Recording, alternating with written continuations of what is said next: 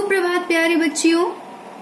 पिछली कक्षा में हमने परीक्षा पाठ पढ़ा और समझा और इससे संबंधित प्रश्नोत्तर कार्य और शब्दार्थ कार्य आपने कर लिए और कुछ कार्य मैंने आपको गृह कार्य में दिया था, जैसे रिक्त स्थान को उचित शब्दों से भरें और विपरीत अर्थ वाले शब्द बताएं। इन दोनों के उत्तर मैं आपको बता देती हूँ। रिक्त स्थानों को उचित शब्दों से भरें, इसमें पहला है, उन्होंने एक पेड़ की डाल पर रिक्त स्थान बनाकर रख दिया। क्या बनाकर रख दिया था पेड़ की डाल पर? आपकी पाठ, अगर आपने पाठ अच्छे से पढ़ा होगा तो आप जल्दी जल्दी उसे कर लेंगे। तो वो है चिड़िया। अंत में डैश छात्र अर्जुन की बारी आई। अंत में तेजस्वी छात्र अर्जुन की बारी आई। आंख की पुतली बिंध गई। केवल रिक्त स्थान पर ध्यान रखने से विद्यार्थी सफल होता है। केवल लक्ष्य पर ध्यान रखने से विद्यार्थी सफल होता है।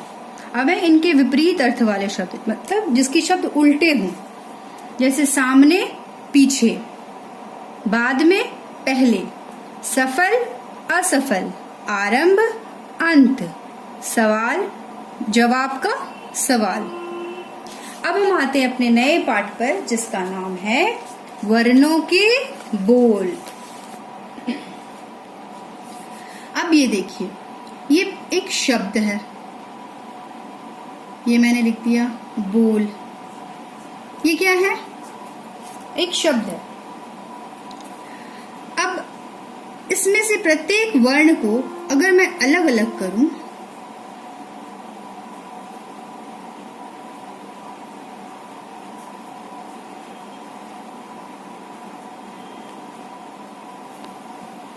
कर दिया, तो ये सब प्रत्येक खंडित चिन्ह क्या है? वर्ण है। क्या है? वर्ण। ये सभी वर्ण हैं। तो आज हम इसी के बारे में थोड़ा पढ़ेंगे और समझेंगे। आप सभी ध्यान देंगी अपनी पुस्तकों पर और समझेंगी। घंटी बज गई। कक्षा में आचार्य जी आए। सभी विद्यार्थियों ने खड़े होकर आदर प्रदान किया। आचार्य जी ने स्नेह से सबको बैठने के लिए कहा। सभी अपने अपने स्थान पर बैठ गए। आचार्य जी ने श्याम पट पर वर्णों को लिखा और फिर वे बातचीत करने लगे। विद्यार्थी सावधान हो गए। आचार्य जी ने सुरेंद्र से पूछा, वर्ण किसे कहते हैं? तो आचार्य जी ने सुरेंद्र से क्या पूछा कि वर्ण किसे कहते हैं? तो सुरेंद्र ने जवाब दिया, वर्ण उस मूल ध्वनि को कहते हैं जिसका खंड ना हो। वर्ण को अक्षर भी कहा जाता है, जैसे अ, ई, क, च, प। अब यहाँ आइए, वर्ण उस मूल ध्वनि को कहते हैं जिसके खंड ना हो। अर्थात मैंने बोल को तो अलग अलग करके लिख दिया, अब मैं क्या इस ब को अलग कर सकती हूँ, इस ओ को अलग कर सकती हूँ, ल को अलग कर सकती हूँ और अ को अलग कर सकती हूँ? नहीं। तो अब मैं इन्हें अलग नहीं कर सकती। तो वर्ण उस मूल ध्वनि को कहते हैं जिसके और खंड ना हो। खंड मतलब टुकड़े, जिनके और टुकड़े ना हो, या फिर भाषा की सबसे छोटी इकाई वर्ण कहलाती है। आगे बढ़ते हैं। आचार्य हरेंद्र, वर्ण कितने प्रकार के होते हैं? हरेंद्र, वर्ण 2 प्रकार के होते हैं, स्वर और व्यंजन। स्वर वर्ण का उच्चारण बिना किसी मदद या बाधा के होता है। स्वर वर्ण व्यंजनों के उच्चारण में सहायक होते हैं, जैसे स्वर वर्ण हैं अ, आ, ई, उ आदि। व्यंजन वर्ण हैं क धन अ क, च धन अ च। तो जब आचार्य जी ने हरेंद्र से पूछा कि हरेंद्र, वर्ण कितने प्रकार के होते हैं, तो हरेंद्र ने बोला कि वर्ण 2 प्रकार के होते हैं, चलिए आप लोग नाम बताइए वर्णों का। पहला वर्ण है स्वर वर्ण और दूसरा है व्यंजन वर्ण। तो वर्ण कितने प्रकार के हुए? सही, 2, स्वर और व्यंजन। लेकिन इन दोनों में अंतर है। स्वर जो है अपना सारा काम खुद करता है, अर्थात उसे किसी की आवश्यकता नहीं है, वह खुद में पूर्ण है। जैसे अ, आ, इ, ई, उ, इस तरह से स्वर 11 होते हैं। परंतु व्यंजन वर्ण अपूर्ण होते हैं, उन्हें स्वर की आवश्यकता होती है अपने आप को पूर्ण करने के लिए। उसे किसकी जरूरत पड़ती है? स्वर की, ताकि वो अपने आप को पूरा कर सके। जैसे अगर हम सिर्फ क बोलते हैं तो यह क अपने आप में अधूरा है, ये हलंत है नीचे, अर्थात यह क आधा है। परंतु जब हम इसमें अ जोड़ देते हैं तब जाकर यह क पूरा होता है। अब अगर हम का भी लिखेंगे तो क धन आ बराबर का, तब जाकर ये का पूरा होता है। अर्थात व्यंजन वर्ण को स्वर वर्ण की आवश्यकता होती है। आचार्य महेंद्र, स्वर वर्ण कितने हैं और कितने प्रकार के हैं? अब आचार्य जी ने किससे सवाल किया है? महेंद्र से, कि स्वर वर्ण कितने हैं और कितने प्रकार के हैं। तो स्वर वर्ण 11 हैं। स्वर वर्ण कितने हैं? 11, और ये 3 प्रकार के हैं। अब आए तो स्वर वर्ण कितने हो गए? 11। कितने संख्या में हो गए? 11। और ये कितने प्रकार के हैं? इनके प्रकार कितने हैं? स्वर के कितने प्रकार हो गए? अब 3। पहला हर्ष, मूल हर्ष स्वर, मूल दीर्घ स्वर और संयुक्त स्वर। तो मूल हर्ष स्वर में है अ, ई, उ और री, और मूल दीर्घ स्वर में है आ, ई, उ, और संयुक्त स्वर में है ए, ऐ, ओ, औ। तो स्वर कितने प्रकार के हो गए? 3। ऐसे भी आप याद रखिए 3 प्रकार के स्वर हैं। हर्ष स्वर, दूसरा दीर्घ स्वर, तीसरा संयुक्त स्वर। तो कितने प्रकार के स्वर हो गए? चलिए दोहराइए। हर्ष स्वर, दीर्घ स्वर, संयुक्त स्वर। ठीक है। अब हर्ष स्वर में क्या क्या आ गया? अ, ई, उ और री। जिसे बोलने में कम समय लगता है उसे हर्ष स्वर भी कहते हैं।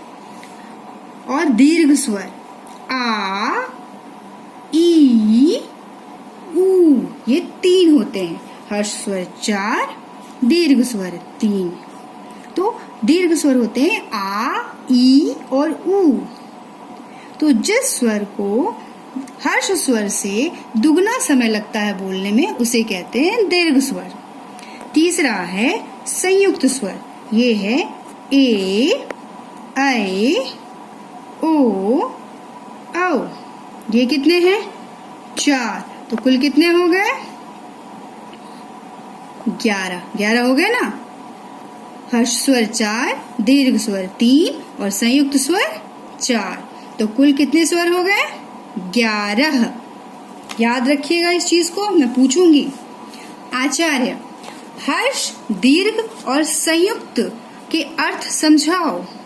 तो हर्ष स्वर की एक मात्रा का होता, हर्ष स्वर एक मात्रा का होता है, इसको बोलने में 1 मात्रा का समय लगता है।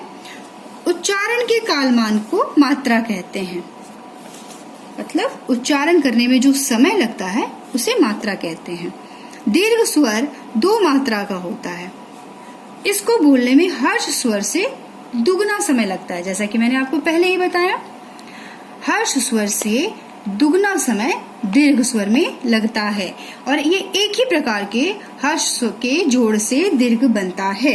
अर्थात जैसे जब हम आ बना रहे हैं तो ये 2 और जुड़ के आ बन गया।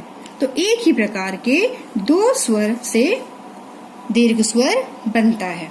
दो हर्ष स्वर को जोड़ के एक दीर्घ स्वर बन गया। हर्ष स्वर जैसे अ धन अ आ, ई धन ई, ऊ धन ऊ। अब आगे है संयुक्त स्वर भी दो मात्राओं का होता है और संयुक्त स्वर भी दो मात्राओं का होता है। इसमें भी दो मात्रा होते हैं, पर ये दो प्रकार के स्वरों के जोड़ से बनते हैं। जैसे अ धन ई ए, अर्थात संयुक्त स्वर में भी दो मात्रा होते हैं। जैसे दीर्घ स्वर में दो मात्रा हो रहे हैं, वैसे संयुक्त स्वर में भी दो मात्रा होते हैं। अब जैसे ए बना रहे हैं तो ए में भी दो मात्रा आएंगे। जैसे अ धन ई, क्या बन गया? ए। वैसे ही अ धन ए, क्या बन गया? ऐ। फिर अ धन ऊ, क्या बना? ओ। और अ धन ओ, क्या बन गया? औ। तो ए आई ओ औ भी दो दो मात्राओं से बनता है, परंतु इनके जो मात्राएं जुड़ती हैं, इनके जो स्वर जुड़ते हैं, वो दोनों जो स्वर भिन्न होते हैं। जैसे अ भिन्न स्वर है, ई भिन्न स्वर है, ये दोनों भिन्न स्वर जुड़ के बन गए ए, इसलिए इसे हम लोग कहते हैं संयुक्त स्वर। आचार्य ज्ञानेंद्र व्यंजन वर्ण किसे कहते हैं? ये कितने हैं? इसके कितने प्रकार हैं? ज्ञानेंद्र। अब आचार्य जी ने ज्ञानेंद्र से प्रश्न किया है कि व्यंजन वर्ण किसे कहते हैं और इसके कितने प्रकार हैं। व्यंजन वर्ण का उच्चारण स्वर की सहायता से होता है। जैसा कि मैंने आपको पहले ही बताया, हर व्यंजन के बोलने में अ की ध्वनि छिपी रहती है और हर व्यंजन के उच्चारण में अ की ध्वनि छिपी है।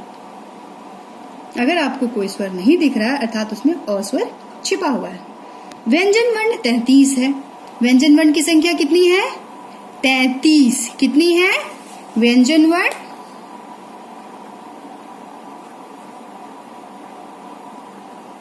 व्यंजन वर्ण की संख्या हो गई 33।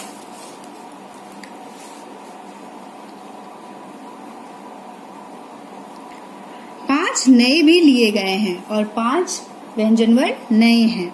इन 33 व्यंजन वर्णों की 3 मुख्य श्रेणियां हैं और इन 33 व्यंजन वर्णों को 3 भागों में मुख्य रूप से बांटा गया है।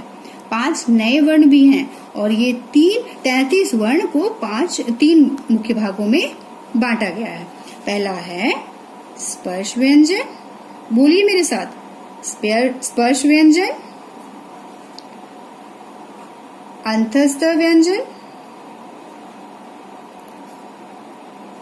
और तीसरा है ऊष्म व्यंजन।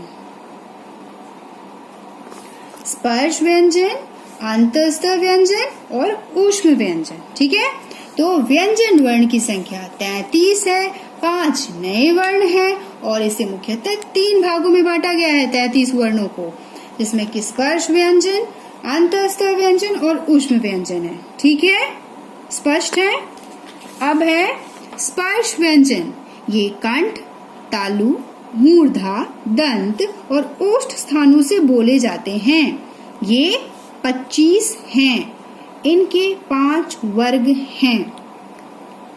स्पर्श व्यंजन जो है कंठ, तालु, मूर्धा, दंत और ओष्ठ स्थानों से बोले जाते हैं। जैसे जब कुछ भी आप कोई भी वर्ण बोलते हो तो आपके मुंह से जो बाहर आता है वर्ण, वो किसी न किसी स्थान को स्पर्श करता हुआ आता है, छूता हुआ आता है, इसीलिए उसे स्पर्श व्यंजन कहते हैं।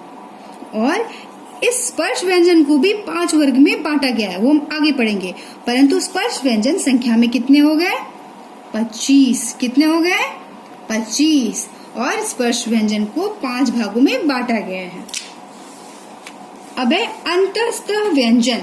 इसका उच्चारण जीभ, तालु, दंत और ओठों के परस्पर सटाने से होता है, किंतु कहीं भी पूर्ण स्पर्श नहीं होता, इसलिए इसे अंतस्थ कहलाते, इसलिए ये अंतस्थ कहलाते हैं। ये 4 हैं, य, र, ल, व। तो अंतस्थ व्यंजन पहली बात कितने हो गए? 4। कितने हो गए? 4। और इसे अंतस्थ व्यंजन क्यों कहते हैं? क्योंकि यह जीभ, तालु, दांत और ओठ को छूकर ही आता है बाहर, परंतु यह पूर्णतः नहीं छूता है। यह थोड़ा सा छू के बाहर आ जाता है वर्ण, इसीलिए हम इसे अंतस्थ व्यंजन कहते हैं। और ये संख्या में 4 हैं। और ये कौन कौन से हैं? य, र, ल, व। ठीक है, अब आगे बढ़ते हैं। ऊष्म व्यंजन, इनका उच्चारण घर्षण से उत्पन्न ऊष्म वायु से होता है। ये 4 हैं, तालव्य श, मूर्धन्य स, दंत स और ह। तो इनका उच्चारण घर्षण, रगड़। तो क्या मतलब? रगड़ मतलब क्या? हाथ ऐसे ऐसे करेंगे तो क्या ऊष्म व्यंजन बनेगा? नहीं। जब ये उच्चारित होते हैं हमारे मुख से, तो एक इनके वर्णों के उच्चारण से एक गर्म हवा बाहर आती है, जिसे हम ऊष्म वायु कहते हैं, और इसीलिए उसका नाम ऊष्म व्यंजन होता है, कहलाता है। कैसे?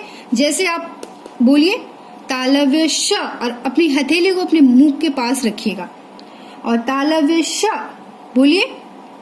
तालव्य श, गर्म हवा बाहर आई। मूर्धन्य स, गर्म हवा बाहर आई। दंत स, गर्म हवा बाहर आई। ह, गर्म हवा बाहर आई। इसलिए इसे ऊष्म व्यंजन कहा जाता है। आचार्य, मृगेंद्र और ऊष्म व्यंजन कितने हुए? 4। कितने हो गए? 4। और ये कौन कौन से हो गए? तालव्य श, मूर्धन्य स, दंत स और ह। ये भी हो गए 4। तो देखो 25, 4, 4 तो 33 हो गए। तो व्यंजन वर्ण को मुख्यतः 33 संख्या में गिना जाता है और उसके 3 भाग किए गए हैं। स्पर्श व्यंजन, अंतस्थ व्यंजन और ऊष्म व्यंजन।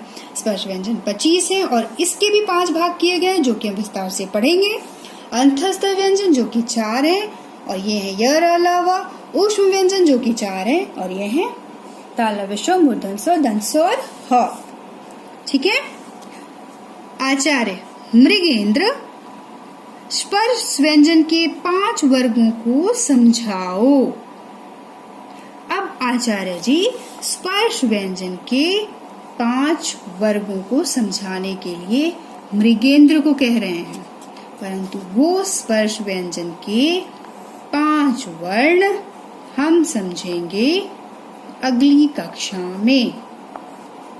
तब तक आप ये जहाँ तक मैंने आपको पढ़ाया है भली भांति पढ़कर समझेंगी। कहीं परेशानी होगी तो उसे हम फिर से सुधारेंगे, फिर से समझेंगे, परंतु पहले आप ऊष्म व्यंजन तक अच्छे से जो भी पढ़ाया गया है उसे समझ लें, ताकि हमें आगे बढ़ने में कोई कठिनाई या परेशानी ना हो। धन्यवाद बच्चियों।